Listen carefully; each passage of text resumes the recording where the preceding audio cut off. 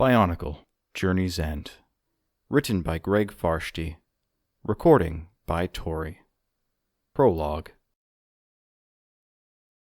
Over 100,000 years ago, Angons walked purposely toward a blank stone wall in the rear of his chamber.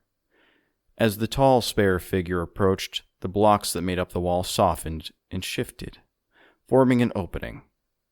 He gazed out this new window at the mountains and forest below, sadness and regret in his dark eyes.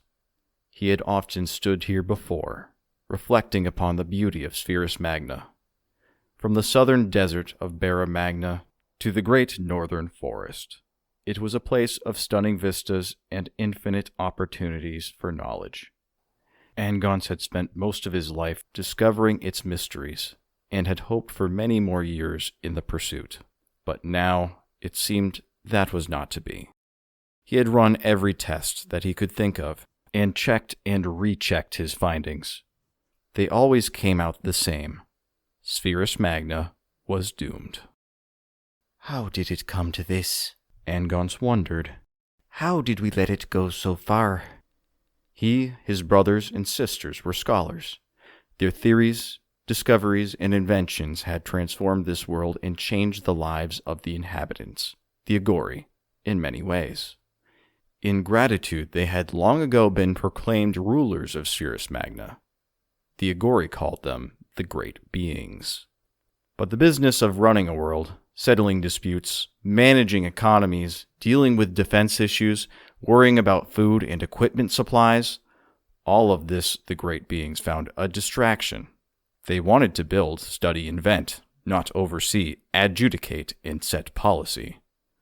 Those were vital duties, they realized, but better that someone else do them. And so, the Great Beings did what they always did when they had a problem. They created a solution. Choosing 6 warriors, 1 from each village, the Great Beings endowed them with the power to control, respectively, fire, ice, water, plant life, rock, and sand. They altered the warrior's very body chemistry to make each closer to being one with his element.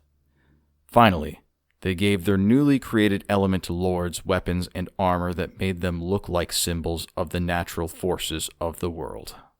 The Great Beings also gifted the element lords one more thing: the responsibility of ruling over the 6 tribes of Agori. They would shoulder the day-to-day duties the Great Beings so despised, and in return, they would be allowed to rule without interference. Our first mistake, thought Angons, though far from our last. He turned away from the window, which transformed instantly back into a solid wall. It was time to face the truth. Any seeker of wisdom will, at some point, encounter an experiment that goes wrong. When that happens, the best thing to do is learn from it and move on. Naturally, the results of that experiment must be destroyed to prevent any unforeseen damage from being done. The Element Lords had been an experiment that had gone horribly wrong. Now the Great Beings would have to unleash a new invention to destroy an old one.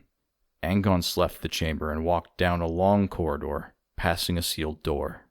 Behind it, he knew that Haramis and the others were completing work on an ultimate weapon to be used against the Element Lords.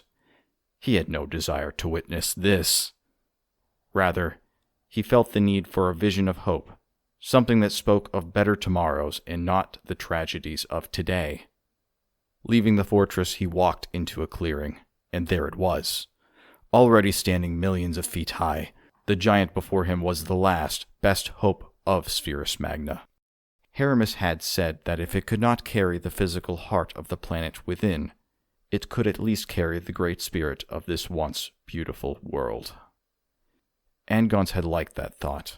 When it came time to give the new creation a name, he knew just what to choose.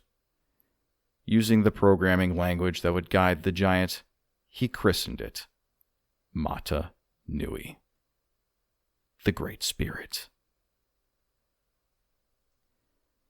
End of prologue.